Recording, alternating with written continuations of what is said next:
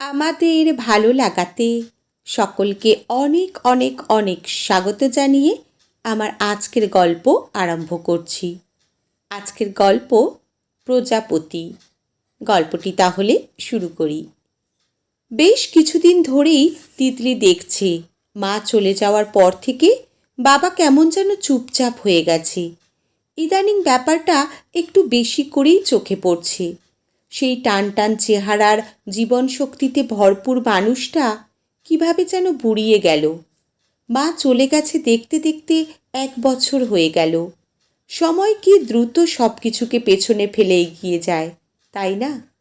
ভগবান মানুষের মধ্যে কি যেন এক অদৃশ্য শক্তি ভরে দিয়েছেন, যে শোকের ভারে নুইয়ে পড়া মানুষটাও সব সামলে একদিন উঠে দাঁড়ায়। তিতলিও সামলে নিয়েছে। বলিয়ে কইয়ে মেয়ে বাপেরই ধাত পেয়েছে। এমবিএ করেই চাকরিটা পেয়ে গেল ও। কর্পোরেট জগৎ এক বিচিত্র দুনিয়া। কাজের প্রচণ্ড চাপ থাকলেও স্যালারি খুব ভালো। জুনিয়র হলেও এর মধ্যেই কাজে বেশ সুনাম হয়েছে ওর। তবে সমস্যা একটাই, ইদানিং বাবাকেই দেখে শুনে রাখতে হয় তিতলিকে। রিটায়ারমেন্টের পর যেন আরও ছন্নছাড়া হয়ে গেছে মানুষটা। সুগারটাও জাঁকিয়ে বসেছে সেই সাথে। তিতলি কতবার বলেছে, বাবা এইভাবে ঘরে বসে থেকো না, কিছু একটা নিয়ে এঙ্গেজড থাকো প্লিজ। অন্তত সুবীর আঙ্কেলদের বাড়িতে গিয়ে ব্রিজ খেলো। কি শোনে কার কথা! অথচ ছোটবেলা থেকেই বাবাকে তিতলি কি ভীষণ রকম অ্যাক্টিভ দেখে এসেছে। পাড়ার দুর্গাপুজো, শীতকালে পিকনিক, এমনকি কচিকাচাদের ক্রিকেট টুর্নামেন্ট, সব কিছুতেই সবার ইন্দ্রজিৎ বাবুকে দরকার। সেই বাবাই এখন বেশিরভাগ সময় বারান্দার এক কোণায় ইজি চেয়ারে বসে থাকে, না হয় ঘরে টিভির দিকে উদাস হয়ে তাকিয়ে থাকে। দিদি অর্জুনদা অস্ট্রেলিয়াতে মোটামুটি সেটেলড। ওই বছরে একবার পুজোর সময় এসে দিন 15 কাটিয়ে যায়। মাঝে মাঝে সত্যিই খুব বিরক্ত হয়ে ওঠে তিতলি। কত দিক একা সামলাবে? অফিসের কাজের প্রেশার দিন দিন বাড়ছে। টাকা যেমন দিচ্ছে তেমনি নিংড়ে নিচ্ছে একেবারে। ওর নিজের যোগা ক্লাস, সকালে দুজনের ব্রেকফাস্ট বানানো, বাবাকে ওষুধ খাওয়ানো, দুপুরে অফিস থেকে কাজের ফাঁকে ফোন করে বাবাকে সময় মতো খাওয়ার জন্য তাগাদা দেওয়া। কম ঝক্কি নাকি? ভাগ্যিস কল্পনা দিয়ে আছে। রান্নাবান্না সবটা একা হাতেই সামলায়। যতক্ষণ থাকে ইন্দ্রজিৎ বাবুর টুকটাক দেখাশোনাও করে। রাতে ফিরে এসে সব খাবার দাবার গরম করে বাবাকে খাওয়ানোর পাট শেষ করে বিছানায় যেতে যেতে কমপক্ষে 11টা। তখন খুব ক্লান্ত লাগে তিতলির। কৌশিকের জন্য আর সময় থাকে না। বেচারা একটা ফোনের আশায় অপেক্ষা করে। এটা আর একটা সমস্যা। তিতলি বোঝে কৌশিক বিয়ের ব্যাপারটা এবার ফাইনাল করতে চায়, কিন্তু ও আর একটু সময় চেয়েছে। মুখে গজগজ করলেও এই অবস্থায় বাবাকে নিজের বিয়ের কথা বলা যায়? বাবা অবশ্য বেশ কয়েকবার বিয়ের কথা বলেছে, কিন্তু তিতলি চায় একটু একটু করে হলেও বাবা আগে স্বাভাবিক জীবনে ফিরে আসুক, তারপর দেখা যাবে। কৌশিক মাঝে মাঝে আবদার করে, এই শোনো না, 2 দিন ব্যাঙ্গালোরে এসে কাটিয়ে যাবে, আমারও তো তোমাকে একটু কাছে পেতে ইচ্ছা হয়। কপট রাগ দেখিয়ে তিতলি বলে, এখন এসব চিন্তা একদম না, মন দিয়ে অফিস করো। ওরও কি ইচ্ছে করে না প্রেমিকের সাথে একটু একান্ত সময় যাপন করতে? কিন্তু কোথায় যেন নারী সুলভ ব্রীড়া তাকে বাধা দেয়। মেয়ে হওয়ার চেয়ে অনেক জ্বালা। আজ ঘুম থেকে উঠতে দেরি হয়ে গেছে তিতলির। অফিসের জন্য জলদি রেডি হচ্ছিল ও। ব্রেকফাস্ট বানিয়ে বাবাকে ডাকতে গিয়ে ও দেখল বাবা সেই কখন থেকে বারান্দায় কাগজ নিয়ে বসে আছে। শীতের ধূসর সকাল, মেঘলা আকাশ আজ সূর্যকে ছুটি দিয়েছে।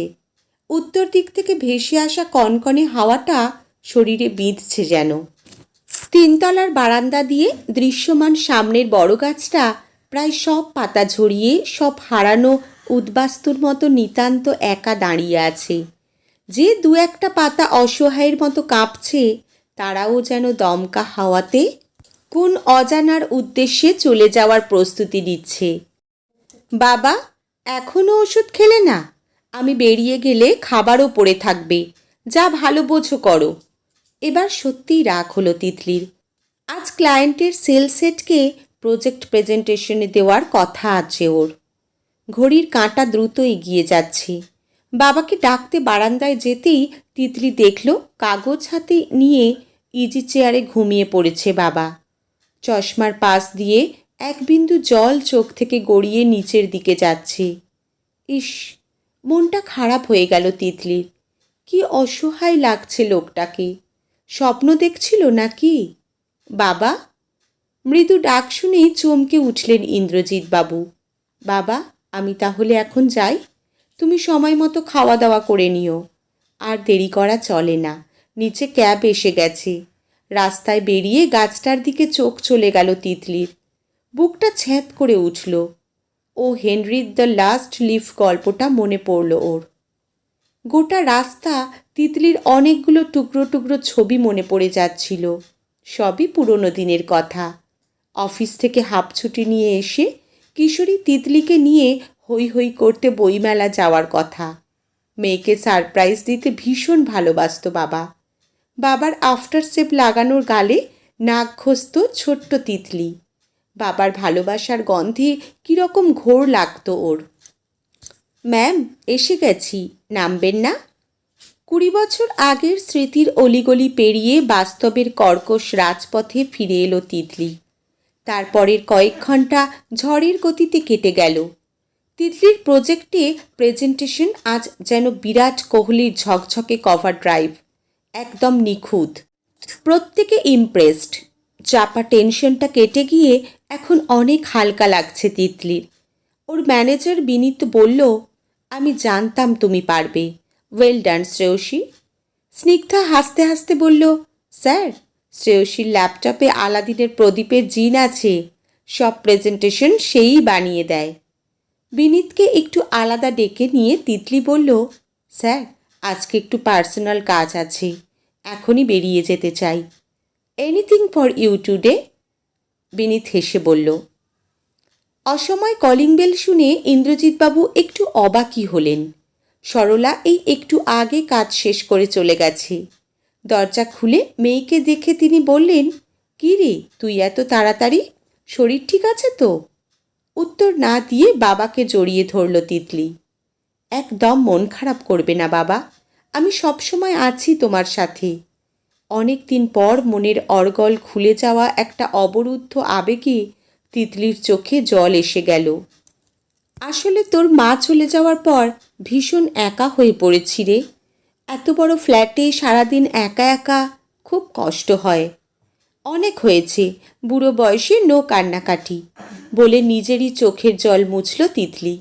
চটপট তৈরি হয়ে নাও, এখন আমরা বইমেলায় যাব, বলে নিজের ঘরে ঢুকল তিতলি।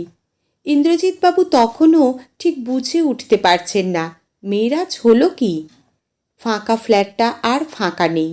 ভালোবাসার আবেশে মাখানো এক ঝাঁক প্রজাপতি যেন সারা ঘরে ঘুরে বেড়াচ্ছে।